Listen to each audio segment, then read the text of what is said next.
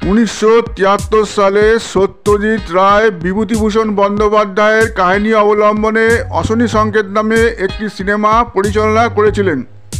এটি তার পরিচালিত প্রথম রঙিন চলচ্চিত্র। এই সিনেমার শুটিং হয়েছিল বোলপুরের কাছে একটি গ্রামে। সৌমিত্র চট্টোপাধ্যায় ও বাংলাদেশের নায়িকা ববিতা এই সিনেমাতে মুখ্য চরিত্রে অভিনয় করেছিলেন।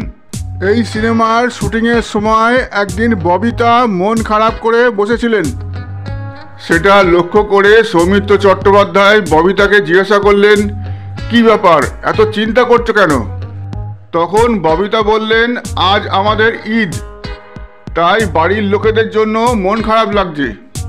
তারপর শুটিং শেষে ববিতা সন্ধ্যাবেলায় গেস্ট হাউসে ফিরে দেখেন গেস্ট হাউস আলোয় আলোয় সাজানো। চারিদিকে ফুল টুল দিয়ে বেশ একটা উৎসব ভাব ফুটে উঠেছে। ববিতা নিজের ঘরে রেস্ট নিচ্ছিলেন। সেই সময় সৌমিত্র চট্টোপাধ্যায় ববিতার ঘরে গিয়ে তাকে খাবার ঘরে ডেকে নিয়ে এলেন। ববিতা খাবার ঘরে এসে দেখেন এলাহি খাবার দাবারের আয়োজন করা হয়েছে। সিমুই টিমুই তো আছেই, এছাড়া আরও বিভিন্ন খাবারের পদ আয়োজন করা হয়েছে। এরপর সৌমিত্রবাবু নিজ হাতে খাবার দাবারের বিভিন্ন রকমের পদ ববিতাকে খাইয়ে দিতে লাগলেন।